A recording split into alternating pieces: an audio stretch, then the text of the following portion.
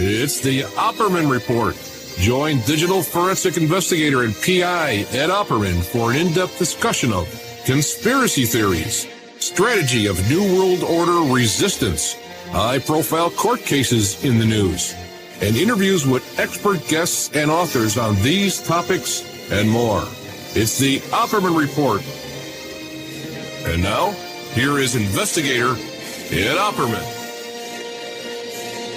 Okay, welcome to the Opperman Report. I'm your host, private investigator Ed Opperman.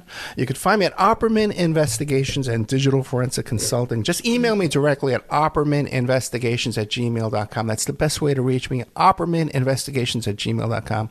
If you want to contact me about PI work, I know a lot of people try and contact me through the radio website and stuff like that. It's going to take a little longer to get to me. So if you have PI work, oppermaninvestigations@gmail.com. If you like our show, be sure and check out our Patreon. We're putting up new content on Patreon every single day, ad-free. A lot of great stuff going up in Patreon, more than I can even think of at the moment. And also to go to Spreaker.com. That's where we have our archives. And our guest today, Chris Todd. You can find 2 previous shows we've done on there with Chris Todd. On Spreaker. One was about OJ and Charlie and the OJ's accomplice, which is we're turning into a big lawsuit. And another one we just did about the Delphi murders, too, over there. Very popular, a lot of controversy surrounding that. Chris Todd. We have him back today to talk about Natalie Wood and her mysterious death. Mr. Chris Todd, are you there? Yes, I am, Ed. How are you? Good. Thank you so much for coming back, man. We had you on just recently, but it reminded me about Natalie Wood. I've been wanting to do a show about that for 10 years. I tried to talk to her sister, Lana, about coming on. She didn't want to do it. But remind the audience, though, who is Chris Todd before we get into the whole Natalie Wood case? Yeah, I'm great. It's great to be back on the show. And it's funny you said Natalie Wood for 10 years. I was on Natalie's story for 7 years, and it's still evolving to this day. But, yeah, I'm an investigative producer here in Los Angeles. I've authored a couple books. I work as a journalist for some news outlets as freelance, and I also investigate true crime stories. Sometimes I partner with the accomplices and killers themselves, try to get them to do a book deal or write a screenplay with them. And I've done that in these previous other stories, too. And this is the same thing I did on Natalie Wood. So that's kind of my modus operandi, is partnering with family members or actually the suspects themselves to kind of all benefit and tell the truth, solve the murders, bring justice, bring closure on a cold case. Gotcha. So now we're talking about Natalie Wood here. Why don't we remind the audience exactly who Natalie Wood was and all the cast of characters involved in surrounding her mysterious drowning? Sure, of course. Well, everyone knows Natalie Wood as the child actress, right? Miracle on 34th Street. She was probably one of the most famous child actresses behind Shirley Temple. She was in Rebel Without a Cause as a 16-year-old. After James Dean. She did Splendor in the Grass. She was in West Side Story. She was one of the more iconic young actresses of her day, for sure. And she was still acting all the way up to her death in the movie Brainstorm with Chris Walken. And the members of the yacht, the Splendor, that's what it was called, spelled with a U, D-O-U-R. She had named the boat. And it was Chris Walken, her husband, Robert Wagner, who I'll refer to as RJ a lot of times, Dennis Davern, the boat captain. Now, before we get into that night, okay, on the yacht, okay, I've always been curious about some of the things in her past that might have contributed to her death that night, not knowing really what happened. One was her dating with that guy. Who was that guy? He used to be governor of California. Brown. Yeah. Jerry Brown. They used to call him Moonbeam. They used to call him Moonbeam. Governor Moonbeam, they used to call him. But Jerry Brown, she dated him for a while. And by the way, she was back and forth with Robert Wagner, too. She had married him back in the 50s, left him, came back. She was dating other people, affairs. So what was that? Her previous, and there was a rape allegation, too, involving Natalie Wood. Yeah. Tell us about her life and her. What kind of person was she? So yeah, her life was, and they made a comment, I think Lana Wood had talked about it too. She didn't have a lot of women friends. She actually had a lot of male friends, and she did date quite a few men. I wouldn't say it's too many, but she was tied to a lot of famous people. Sinatra, I think Elvis even at one time. There were a lot of Warren Beatty. She did marry Robert Wagner. I believe she was 19 years old, and I think this was in 1957. They were married for about 3 years, and then they got divorced. Now, they would remarry 10 years later. She would have a child, and her daughter, Natasha Gregson Wagner, she married a British producer after that and had a child. They divorced quickly, like a year later. So she did have these kind of eating episodes with different men, but Robert Wagner, she met him when she was a child. And she actually had told her mother, supposedly, Maria Gurdin, that's her like kind of stage name, this Russian woman, that she was going to marry him one day. So even when she was like 12 or 11 years old, yeah. And he was like 19, or I think he's about 8 years older than her. And she had said that. And so they were really bonded forever, even though she was with kind of other men and had these other relationships here and there. Robert Wagner really was her soulmate. Okay, and if we take us to the boat and what happens, and we'll get into that, of course, you know, they were destined to be together. That's interesting. And Natalie, just on the character-wise, look, obviously I wasn't born when she was very famous at that time. I do remember her death. I do remember that. I would think I was like 10 years old or 8 years old in 81. But to me, from all I've done a lot of research about Natalie. I was close with the team, the captain, his investigative team, the authors. I was with them for over 3 years. So I heard very firsthand accounts of them. Dennis Davern, I thought was a cool guy in the beginning when I first spoke to him. And I said, you know, I've been trying to kind of find you, and I have a guy that wants to do a movie with you. And, you know, he kind of replied, like, I've been waiting 35 years for your phone call. And so we kind of, you know, hit it off. And then I dealt more with his investigators than him, because I don't really like to touch too much the actual person who's kind of, we'll call the golden egg, right? We don't want to get too close to them. They have teams of people, investigators, authors, writers. You use them. They have a lot of the archive stuff. You don't want to ask them, why didn't you come forward 30 years ago? You don't want to hound them. You just want to use them for who they are as a brand. So I didn't, like, pester him and get, like, super close to him. I was very close with his lead investigator as a woman. She's an author and journalist.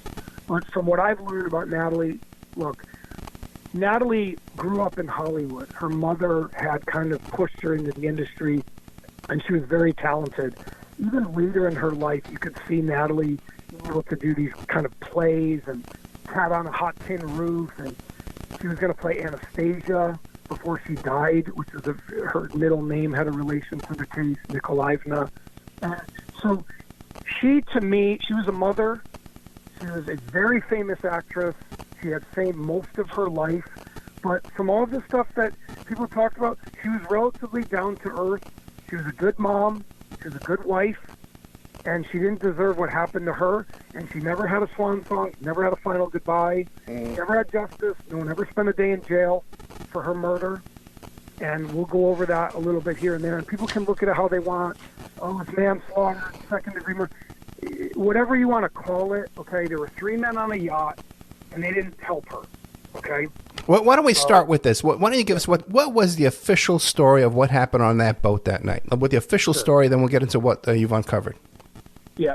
So the official story with Thomas Noguchi, the coroner, with the sheriff, and I think it was the sheriff who dealt with the case mainly with LAPD. The case and what the paradigm is, same with me when I met them, the paradigm and what the case said was that she accidentally drowned. Okay, her body was found off the Blue Cavern Point. Her dinghy was found inside a cave. Okay, and she was found out in the ocean by Blue Cavern Point on Catalina Island, drowned. So the official case was she fell off the boat, either hit her head or she couldn't swim. She was definitely afraid of water. The prophecy of a gypsy told her she would die of dark waters, and her mom always drilled that in her head. And Natalie never knew how to swim. Okay, so just checking my battery here. And Natalie never knew how to swim, so she was afraid of dark waters. That was the prophecy. And so it's accidental drowning. That's what the official paradigm in case was. Well, then let me ask you a question. This now, if she fell off the boat, how did the dinghy wind up off the boat with her? Correct. The raft. Correct. So a lot of the story, there's mystery, right? And all these different things. There's so many things. We're not going to be able to cover all of the pieces of evidence and circumstantial evidence. We're not. It's not possible.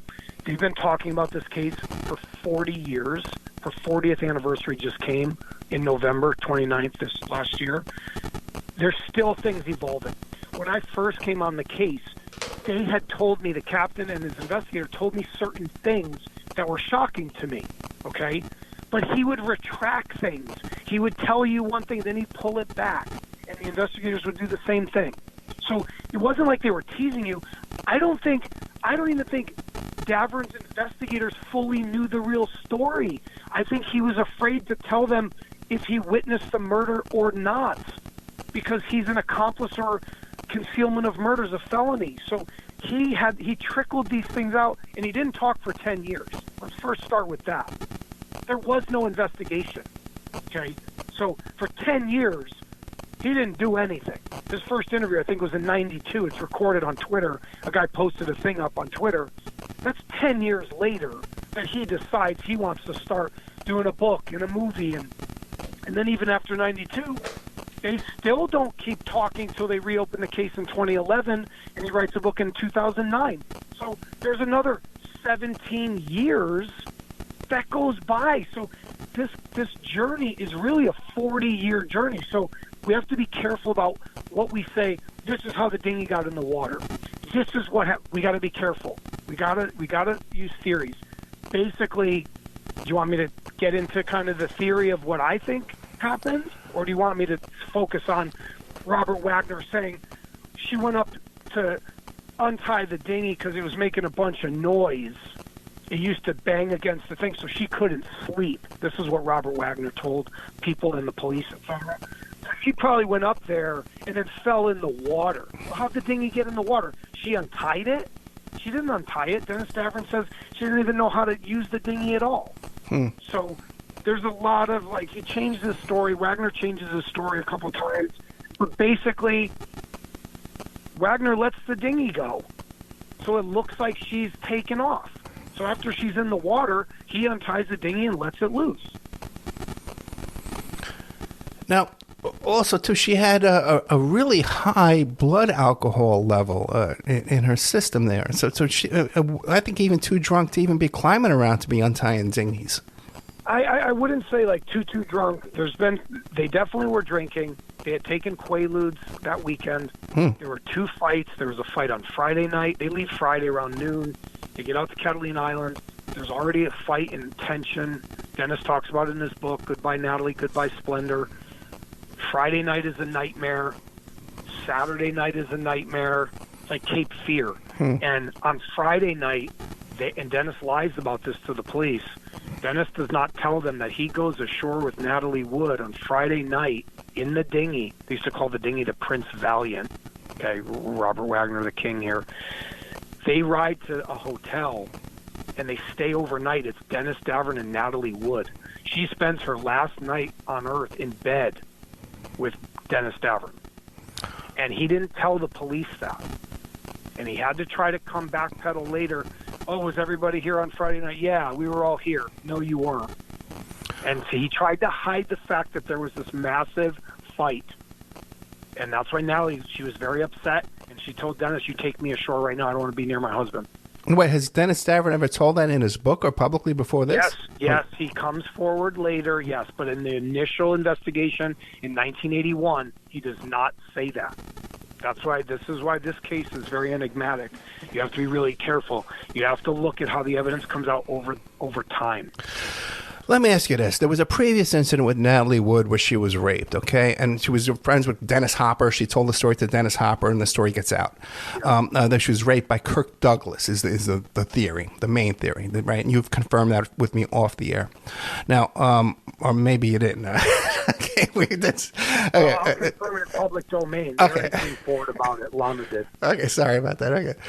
Okay. We were talking off the air for so long. I'm kind of losing my... But the thing is... Now, you have something big. It would seem to me that the studios came in and kind of hushed that whole thing up. They come in and they kind of keep things quiet. Do you have any kind of indication that when this happened here, because they were filming a movie, Christopher Walken and Natalie Wood were in the middle of filming that Firewalker movie, which was kind of a dud, but still these are big budget operations. They've got a lot of insurance. They got a lot. Yeah, Brainstorm, right? Brainstorm. Yeah. Now, any indications that the studios came in with their lawyers and their PIs and kind of manipulated the story, the official story? Okay, what are we talking about? Kirk Douglas and the rape, or what are we talking about? The death of Natalie Wood while Walken's there? Yes, the death of Natalie Wood. Okay, I'm assuming that they came in and hushed up the whole Kirk Douglas thing. Okay. Well, okay, so can I address the Kirk Douglas thing real quick? Yes. Okay, because that's important. Okay. Because I'm not taking credit for uncovering that. Lana Wood and the podcast that they do, Fatal Voyage, they talk about that. Okay. So, for all the years, this was at Chateau Marmont. Right. Marmont, however you say it. She is raped by someone for hours. And her mother drives her there and says, you need to meet this guy. He's famous. He has a production company. He's going to do a thing with you. You need to meet him. And the mom, waits. Now, I believe Lana Wood was either in the car or she sees Natalie right after. Excuse me if I don't know that detail. She knows Natalie looked flustered and there was something wrong. She gets raped for hours in the hotel room. They never reveal that it was Kirk Douglas literally till 2 years ago. Okay? So you have to understand that. And that I didn't bring that forward. Lana Wood did. And the reason she brought it forward is she's very frustrated. She's very angry that Natalie never received justice and that Robert Wagner's lied to her and Davern lied to her for a long time too, and she can't figure this out. So she went and scorched earth because Kirk Douglas was about to die, and so she threw Kirk Douglas under the bus for that. Lana's kind of on a tirade. Like anyone that messed with Natalie, she's pretty much going to snipe. So that's the story of that, okay? You can listen to that podcast. It's in the print articles. That's in public domain. And Kirk Douglas, yeah, I'm sure the studios hit that. Look, we all see the Hollywood behaving badly stories, okay? Hollywood is a cesspool of debauchery, and they basically covered that up. As for the murder, okay, the studio did not cover up Natalie's murder. And I believe it was MGM. It was Brainstorm. Chris Walken, this futuristic sci-fi movie. There's no real wrongdoing there. Douglas Trumbull was the director. He dedicates the movie at the end. It says, for Natalie. He was messed up forever. He couldn't, work again. I think he did, one other project ever again after that. He cut the movies of Natalie in water on a canoe. He took the scenes out. She had filmed on a lake near their house or whatever it is in the movie. The studio did nothing wrong. The people who did it was Robert Wagner and his lawyer, who bribed Dennis Davern to shut up. Okay? The studio had no idea what was going on. They were almost finished filming. They knew they were going out on a yacht, but they had nothing to do with the cover-up. They weren't there. And so the police questioned nobody. Walken covered it up. So Walken and Davern and RJ, those are the cover-up. What is Walken's motive to cover up any of this? I tried to think about that, and Walken does an interview. It's on YouTube. It's in 82 or 90. I don't know what year it is. It's a while ago. He looks like he just saw a ghost, okay? And they ask him about that night, and he's just like, well, whatever the account was, I guess that's what it was. He witnessed the murder, okay? He witnessed the fights. He didn't say anything, okay? He saw it on Friday night. He witnessed the bottle smashing on Saturday night. RJ took a bottle of champagne or wine, smashed it on a table in front of all of them, throwing glass in their face. Literally. At like 11 o'clock at night, 10:30. They go back to go about 10:30 on Saturday night. They take a dinghy back with a flashlight. The headlight's broken. Just picture how ominous this is. Like, they're going back. It's like Cape Fear. They're going back to the dinghy with a flashlight, and it's night, and they're all drunk and on drugs. And RJ smashes this bottle, and that's talked about in the book. Dennis comes forward later, but doesn't tell anyone about this in the beginning. This is where the cover-up is. The cops don't think there's a fight at all. They just say, "Oh, Natalie went missing." So why didn't Walken come forward? So as for his motive, I don't know.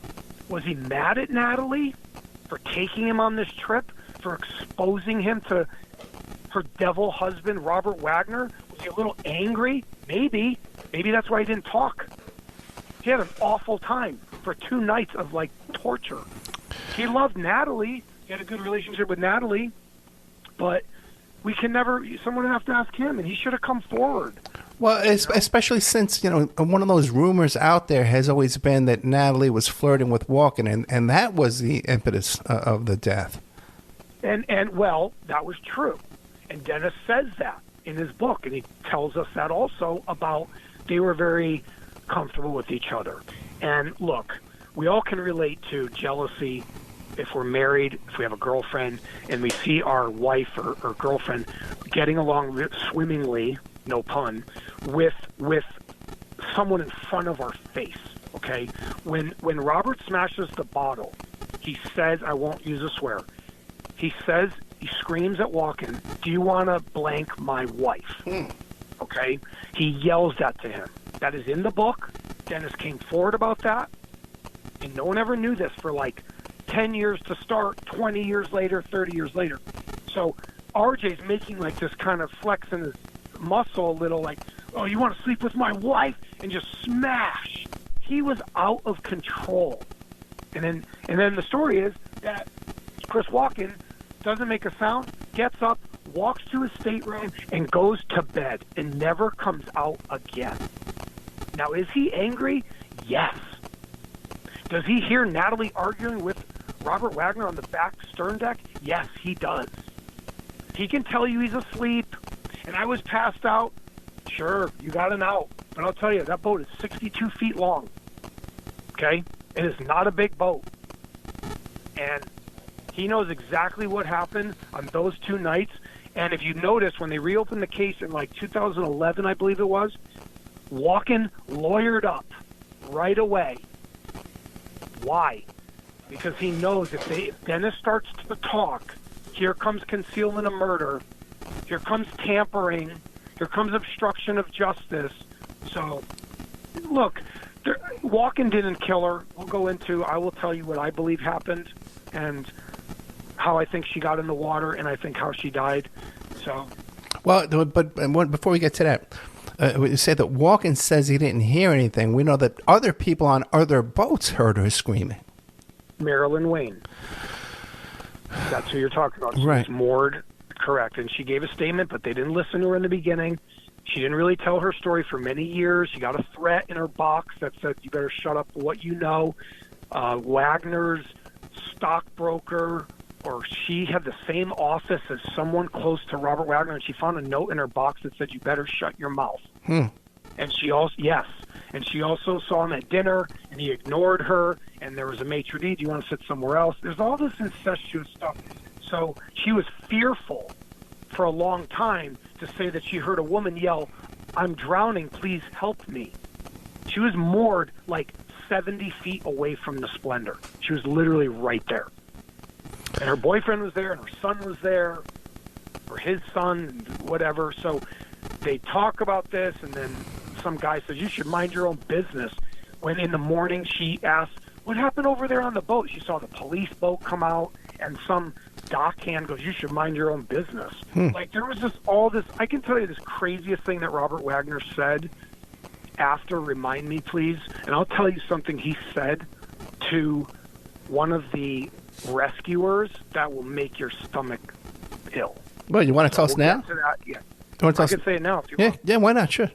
So basically, when they go to search, they never call the Coast Guard.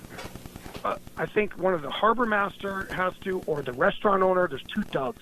There's a Doug Odin and a Doug Bombard. They actually are the ones who find her body. Is actually, I believe it's Doug Bombard, who owns the restaurant where Natalie was in the night before. He pulls her body out of the ocean at like 7 a.m., somewhere in there, okay? Here's my point. So when one of the rescuers he's with RJ, with Wagner, and he goes, we're looking for, why didn't you guys call earlier? It's 5 a.m. You guys called us.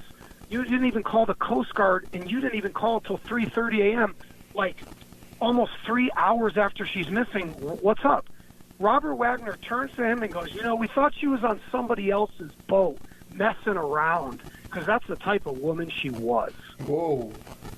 Yeah. And that's quoted. And you can Google it, and you can look it up.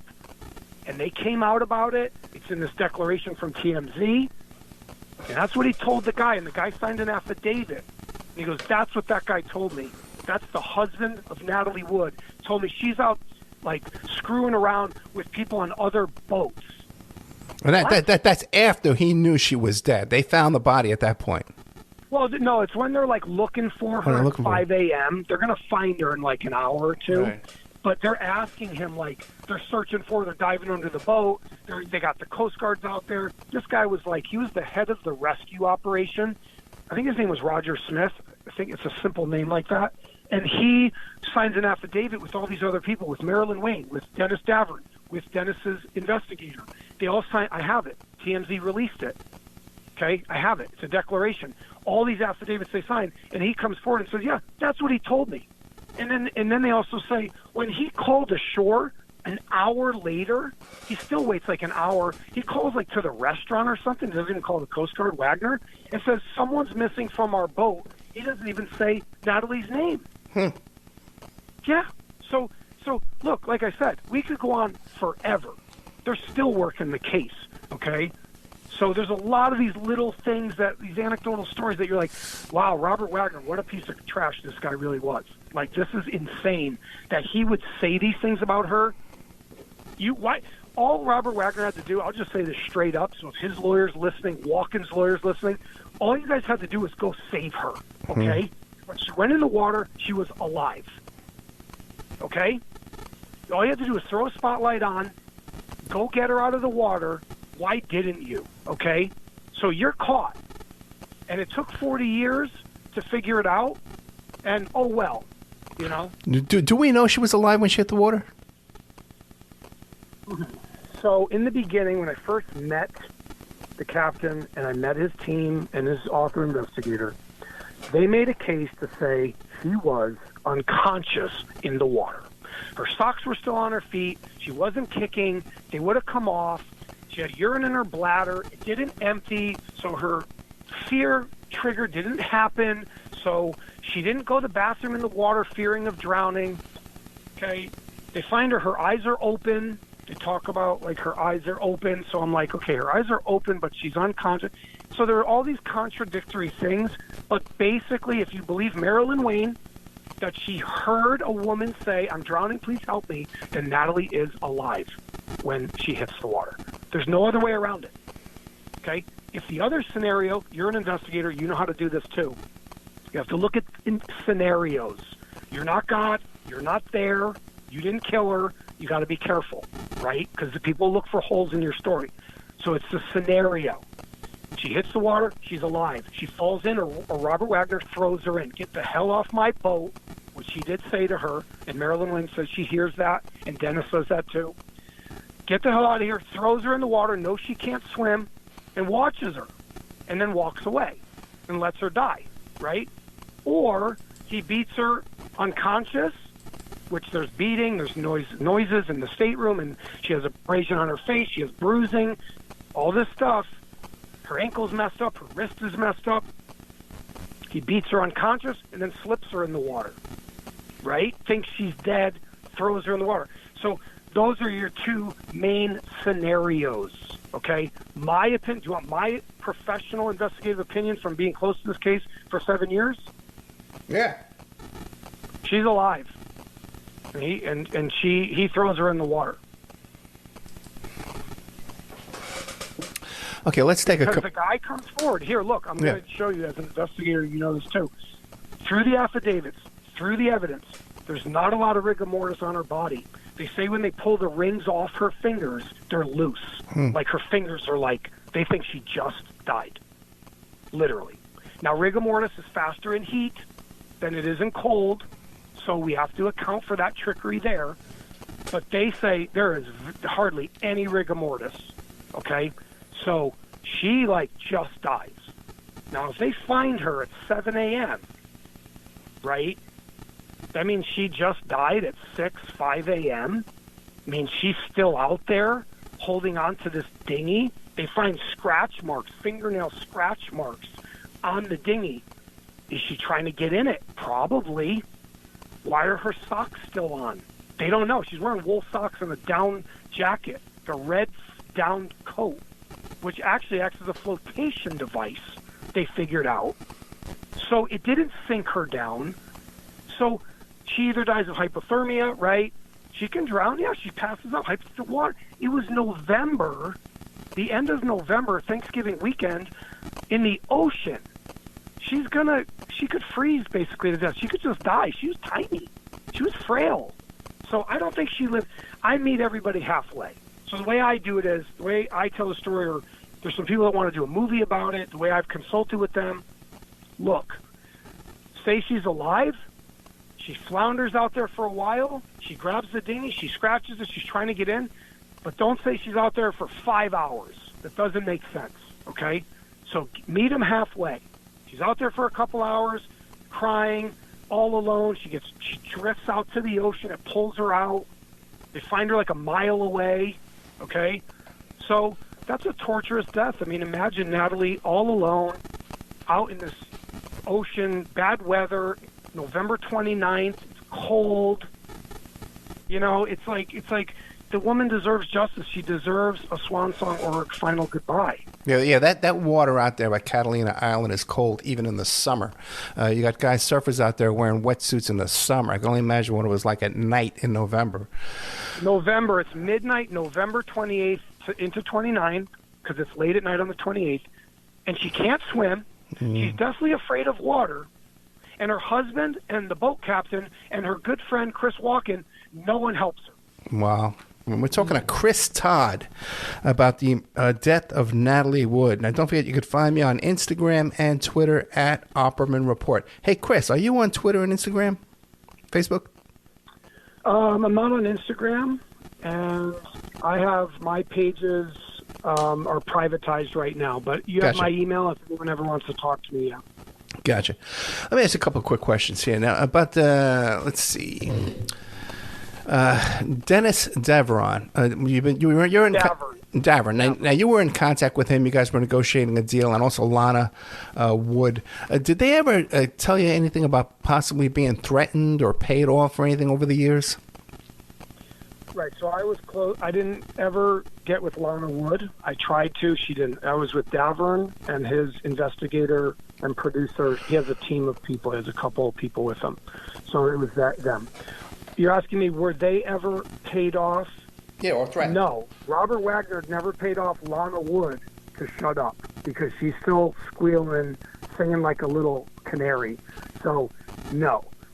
So no one was ever... Davern was paid off to shut up in the beginning. Yes, he was put in heart to heart.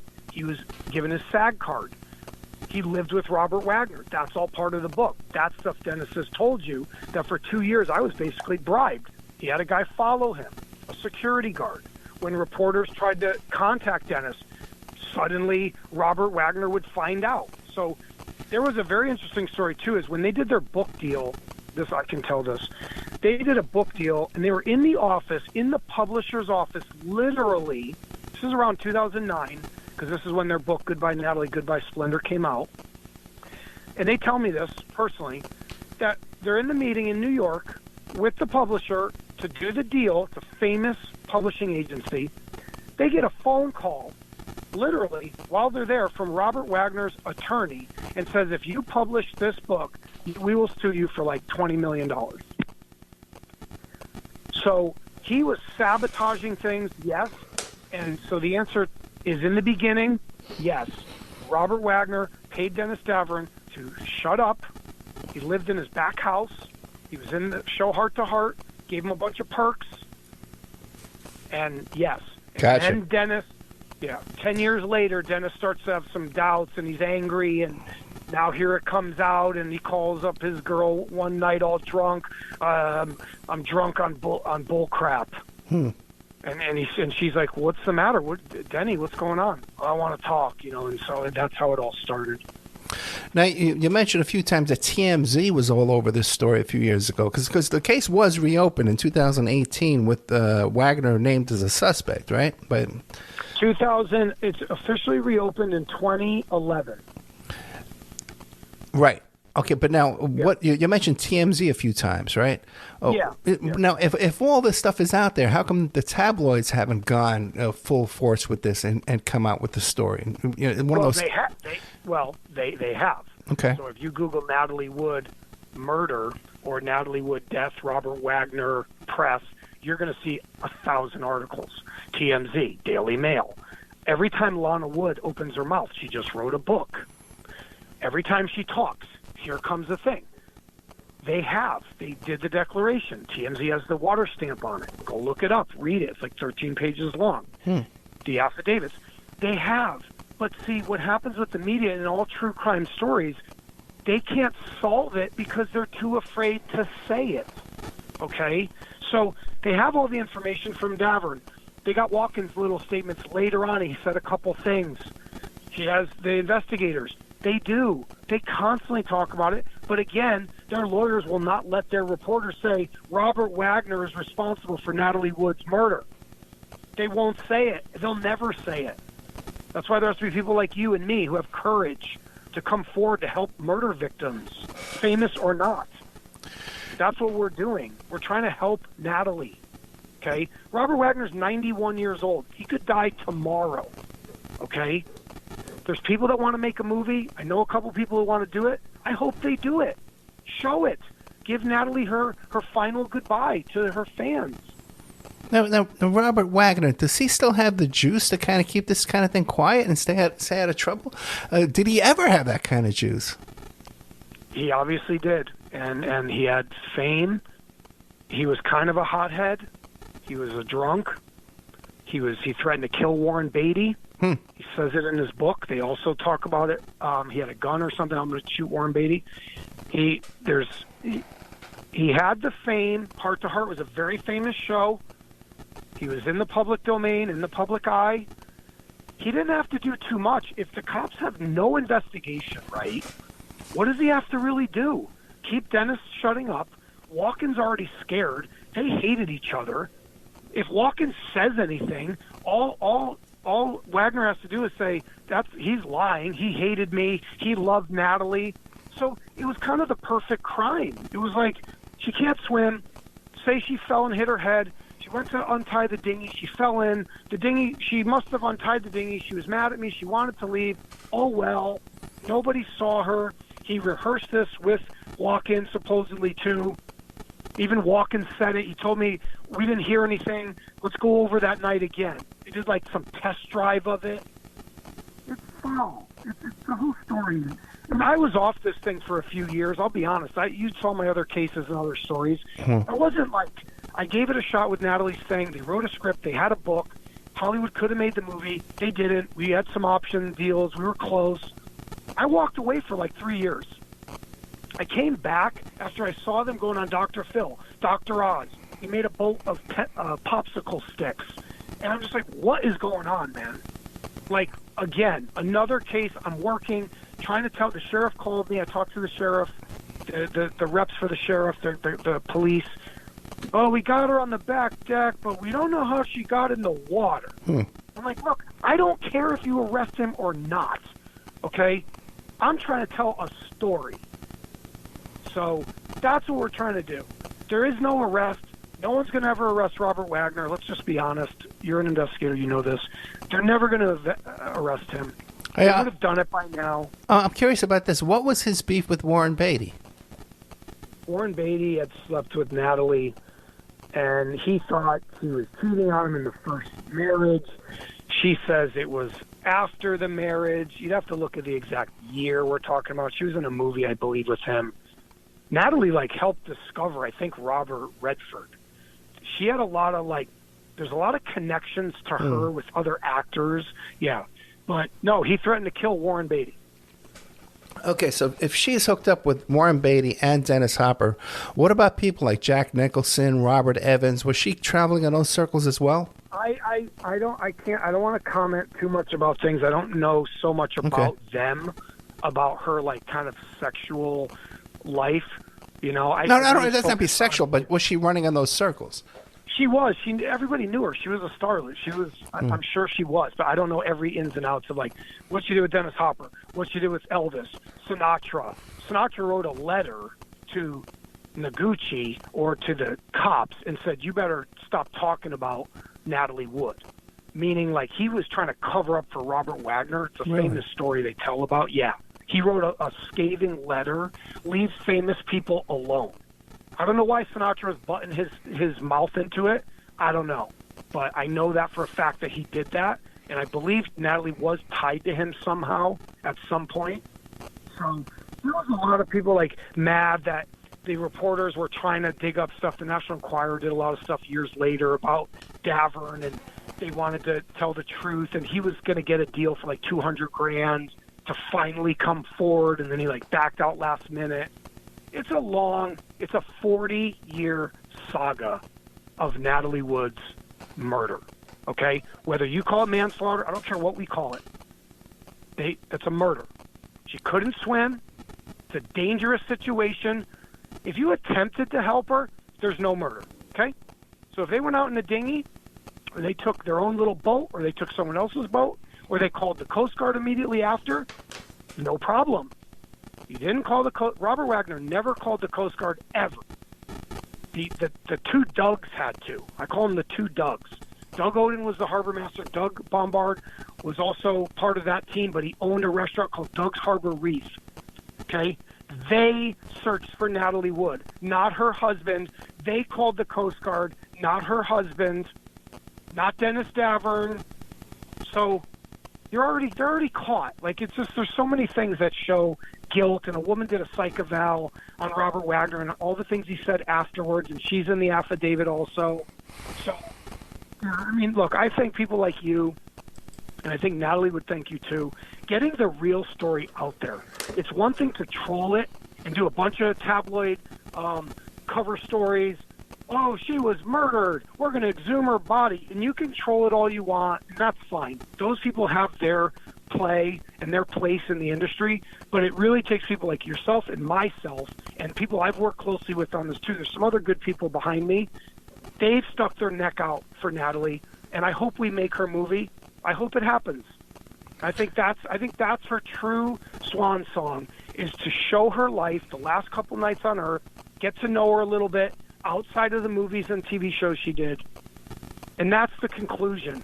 We try to bring closure instead of drag these things out for 50 years, Now, when you mentioned, too, that Wagner was having him followed, was having Dennis Davern followed around, did Pelicano's name come up in any of this? I bet if we dig deep enough, it might. But no, I don't see Pelicano. Dennis used to talk about a bodyguard, security guard that made him come home from his girlfriend's one night after 10 o'clock. There's some story about he shows up, you need to come back home. Okay. Okay, I think that's all the questions. Anything I haven't asked you want the audience to know about? We've only got a couple of minutes.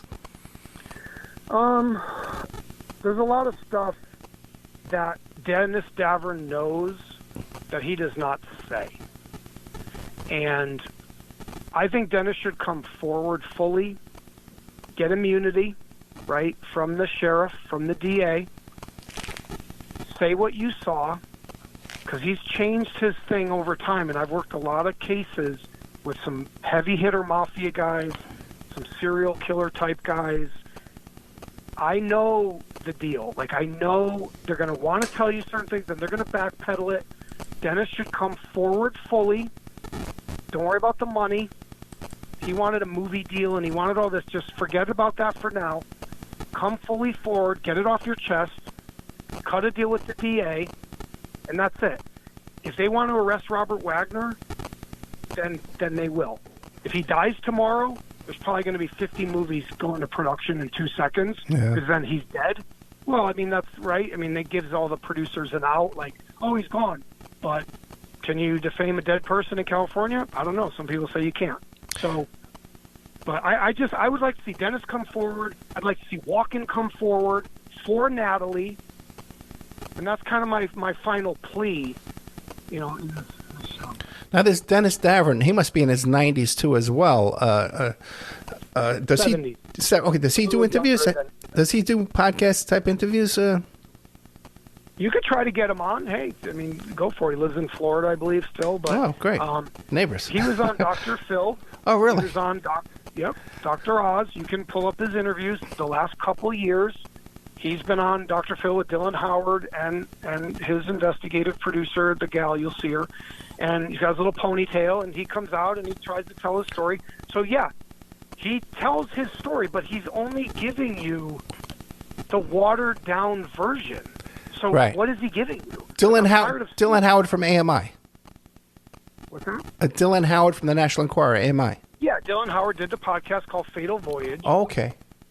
Okay. And he does it with Lana Wood, Marty Ruley, that's her name, and Dennis Davern. And they went on Dr. Phil and Dr. Oz, and they got a bunch of fame. #1 podcast. Well, the reason they're even there is because of me. Mm-hmm. Okay? The reason people even know to bring Natalie back was because of what I leaked in Hollywood for years, way before they did that podcast. Okay? And I was trying to do basically what Dylan did, but I couldn't get the Hollywood deal to execute. It just didn't happen. We had a lot of interest, a lot of meetings, a lot of famous people. It didn't happen. I walked away. After the deal, they didn't make the movie. They didn't buy our script. They didn't buy our book. We didn't do it. Dylan Howard picked them up. They did a thing. Okay, well, good for you. Congratulations. We're out of time. Nothing. But I know that Dylan Howard listens to the show. So, Dylan, if you're listening to the show tonight with Chris Todd here, put me in touch with Davron. Let's have him on the show here. I'll help promote your podcast over there. Yeah, Dylan Howard. Yeah, do your thing. Come forward. There you go. You know, tell the real story. The guy's he's blocked stories before, and I'll just say it right to him right now. I don't care. He's blocked stories on true crime projects. Oh, my goodness. So he wants to have some clout. I'm shocked. Come forward. I'm shocked here. What? He's National Enquirer? What? Blocking stories. Anyway, listen, brother, we're out of time. Chris Todd, thank you so much. We've been talking about Natalie Wood, the case of Natalie Wood there. And, Chris, what's your email if people want to get a hold of you? investigatorla19@gmail.com. investigatorla19@gmail.com. Chris Todd, thank you so much. Good night. Thank you, Ed. Thank you. Honored to be there. Thank you, brother.